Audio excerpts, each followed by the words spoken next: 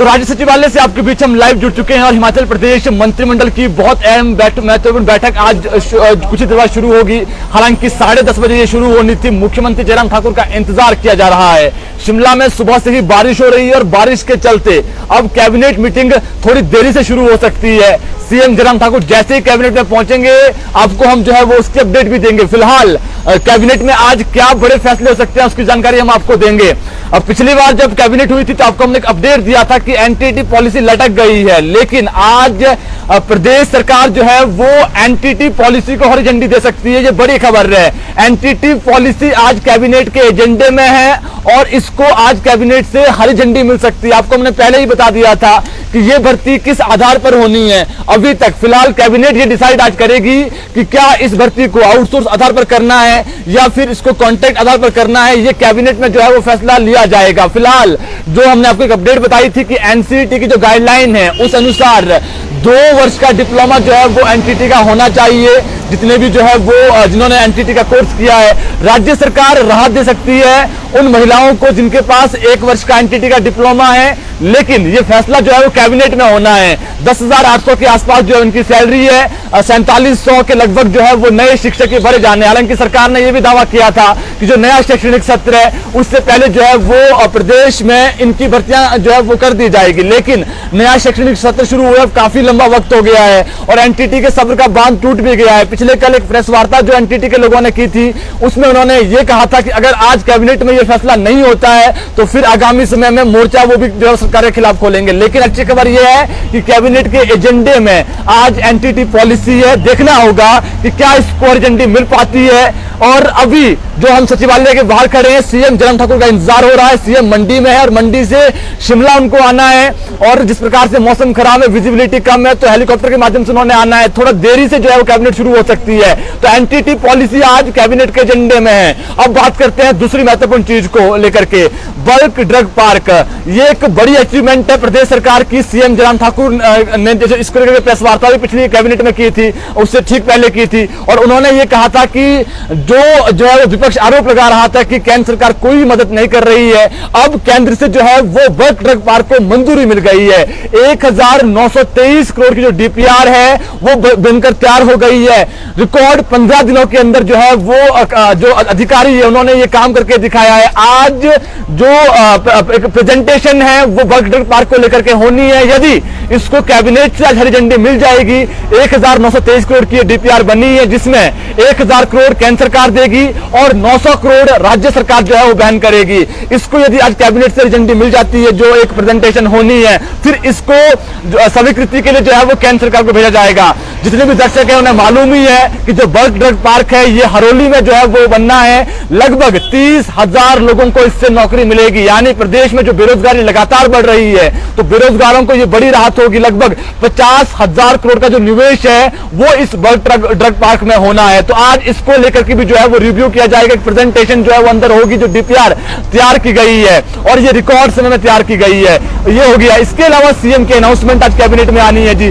CM की announcement में जहां भी सीएम जयराम ठाकुर जा रहे हैं वहां पर वो बड़ी बड़ी घोषणाएं कर रहे हैं। कहीं पर जो है वो स्कूल स्तरोन्नत करने की बात हो या फिर जो उप तहसील हो, इसके अलावा कई जगह जो प्राथमिक जो स्वास्थ्य केंद्र है उनको जो अपग्रेड करने की बात हो।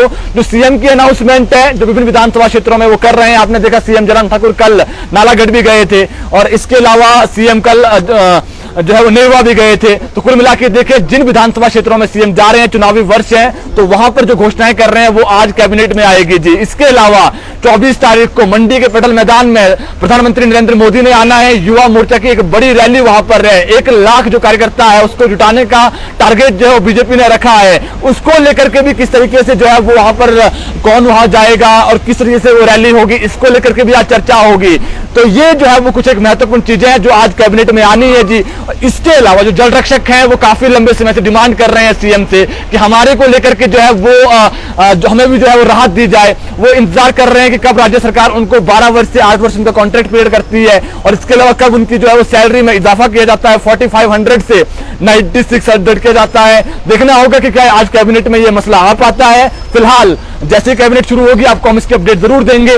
और ये जल रक्षक का जो मसला है वो ये भी जो है वो अभी तक नहीं आ पाया है। इसके अलावा जो कंडक्टर है वो भी अभी जो है वो जो एक नया संशोधित वेतनमान दिया जा रहा है कर्मचारियों को, उससे नाराज चल रहे हैं कंडक्टर। उन्होंने कहा कि नए वेतनमान देने के बावजूद भी हमें कोई फायदा नहीं हो रहा है, हमें जो है वो अभी भी लॉस जो है वो उठाना पड़ रहा है, जो वेतनमान मिलना चाहिए वो नहीं मिल रहा है। ये मसला भी जो है विचाराधीन है। वोकेशनल टीचर पॉलिसी, कंप्यूटर शिक्षक आपने देखे शिमला में जो है वो सीटीओ के बाद इन्होंने बड़ा प्रोटेस्ट किया था और सरकार को आगाह किया था कि जो हमें वेतन मिल रहा है उसमें घर का गुजर बसर करना मुश्किल हो गया है। अभी तक पॉलिसी सरकार नहीं बना पाई है आउटसोर्स के लिए, माफी चाहूंगा कंप्यूटर शिक्षकों के लिए। तो कंप्यूटर शिक्षक भी राह ताक रहे हैं कि आज कैबिनेट में कुछ उनको लेकर के अच्छा होगा, देखना होगा क्या इनको लेकर के होता है। फिलहाल कैबिनेट के एजेंडे में ये जो है वो मसला आज नहीं है। वोकेशनल टीचर्स इनका मसला भी नहीं है जी, तो ये कंप्यूटर टीचर, वोकेशनल टीचर इनको इंतजार करना पड़ेगा। एसएमसी को सरकार ने जो है वो पिछली कैबिनेट में बड़ी राहत दी थी, इनको जो है वो मातृत्व अवकाश की बात कर लीजिए या फिर महीने का एक अवकाश इसको देने की घोषणा की थी, उसकी लेकर के जो है बीते कल नोटिफिकेशन भी हो गई है। लेकिन अब जो बड़ा मुद्दा है वो ये है कि जो एसएमसी शिक्षक है वो ये कह रहे हैं कि हमें जो है वो पॉलिसी चाहिए, स्थायी नीति चाहिए, इससे बात नहीं बनेगी। अब देखना होगा कि क्या इनको लेकर के होता है। अभी भी जो है वो एसएमसी शिक्षक संतुष्ट नहीं है। फिलहाल जो एक्सटेंशन इनको हर साल मिलती थी उस क्लॉज 10 को हटा दिया गया है। अब इनको एक्सटेंशन नहीं बल्कि जो जहां पर है वहीं पर रहेगा। दूसरी महत्वपूर्ण बात यह है जो एसएमसी टीचर्स है उनको लेकर के जो है वो ये भी सरकार ने स्पष्ट किया है कि जो एसएमसी शिक्षक जहां लगा हुआ है उनकी जगह नई भर्तियां वहां पर शिक्षकों की नहीं की जाएगी, यानी कोई और जो है वो आप टीचर वहां रखिए, जो एसएमसी शिक्षक है वो वहीं पर रहेंगे। तो ये भी बड़ी राहत दी है। तो अवकाश का जो मसला है एसएमसी शिक्षकों का हल हो गया है, लेकिन अब जो बड़ा मसला है वो स्थायी नीति का है। स्थायी नीति जो एसएमसी शिक्षक चाहते हैं, जो हमारी बातचीत भी उनसे होती है, वो यही कह रहे हैं कि हमें ऐसी नीति चाहिए जिसमें हमारा भविष्य सुरक्षित हो, हम कॉन्ट्रैक्ट पर आए, हमारी सैलरी बढ़े, ये एसएमसी शिक्षक चाहते हैं। लेकिन इसके लिए फिलहाल इनको इंतजार करना पड़ेगा। तो ये कुछ एक मैटर्स हैं जो कैबिनेट में आपने देखा आज आ सकते हैं। फिलहाल एनटीटी पॉलिसी को हरी झंडी आज मिलती हुई नजर आ रही है, लेकिन जैसे ही कैबिनेट शुरू होगी, फिलहाल कैबिनेट में देरी हो गई है। सीएम जयराम ठाकुर मंडी थे, मौसम खराब हो गया जिसके चलते जो है हेलीकॉप्टर के माध्यम से वो नहीं आ पाए। अब देखना होगा कब कैबिनेट शुरू होती है, लेकिन आज एनटीटी पॉलिसी आ सकती है। दूसरा आउटसोर्स का जो मैटर है वो आज भी अनौपचारिक चर्चा जरूर होगी, लेकिन यह कहना बड़ा मुश्किल है कि आज आउटसोर्स को लेकर के सरकार अपनी स्थिति स्पष्ट कर देगी।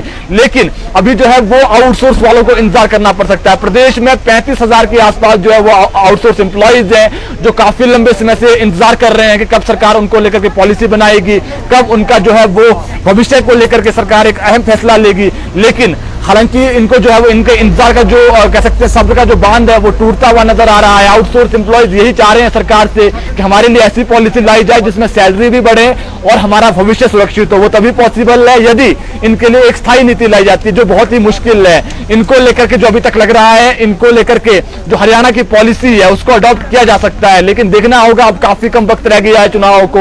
यदि चुनाव से पहले नहीं होता है, जो अध्यक्ष है आउटसोर्स एम्प्लॉइज महासंघ जो बना हुआ है शैलेंद्र शर्मा, उन्होंने कह दिया है अगर आउटसोर्स पॉलिसी नहीं बनती है तो इसका खामियाजा सरकार को आगामी चुनाव में भुगतना पड़ सकता है। देखना होगा कि क्या इसको लेकर के सरकार अब अगला कदम उठाती है। फिलहाल आज अनौपचारिक चर्चा इसको लेकर के भी हो सकती है।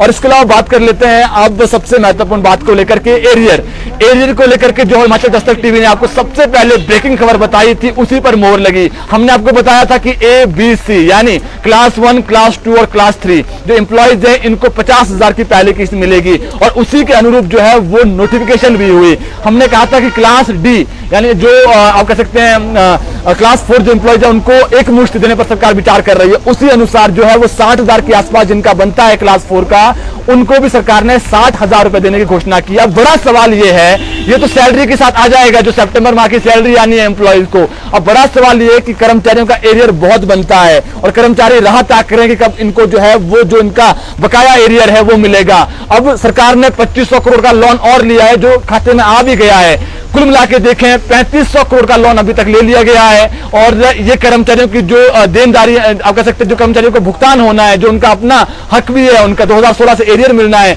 वो नहीं मिल पाया। देखना होगा कि क्या चुनाव से पहले सरकार कर्मचारियों को एरियर की जो दूसरी किस्त है वो दे पाती है। फिलहाल पहली किस्त को लेकर के नोटिफिकेशन हो गई है, ये सितंबर माह की सैलरी के साथ आती हुई नजर आ रही है। इसमें कर्मचारी ही नहीं है, इसमें जो है वो जो पेंशनर है वो भी है। पेंशनरों को भी जो है 50,000 रुपए जो है वो एरियर की पहली किस्त मिलेगी, 20% के आसपास है। अब देखना होगा कर्मचारियों का जो डीए है वो 450 करोड़ के आसपास बनता है। इसको लेकर के भी बहुत जल्दी सीएम कोई बड़ा अनाउंसमेंट कर सकते हैं और एजेंट की दूसरी किस्त। और आप देखिए सितंबर माह में लग रहा है कि जो डीए की घोषणा है वो सीएम जयराम ठाकुर कर सकते हैं जी। तो प्राइम मिनिस्टर आ रहे हैं 24 तारीख को, उसको लेकर के भी अनौपचारिक चर्चा होगी। तो ये कुछ एक बड़े फैसले हैं जो आज कैबिनेट में हो सकता है, जिसकी जानकारी हमने आपको दी है। अगर आपके कोई सवाल हैं कमेंट के माध्यम से अपने सवाल कर सकते हैं। फिलहाल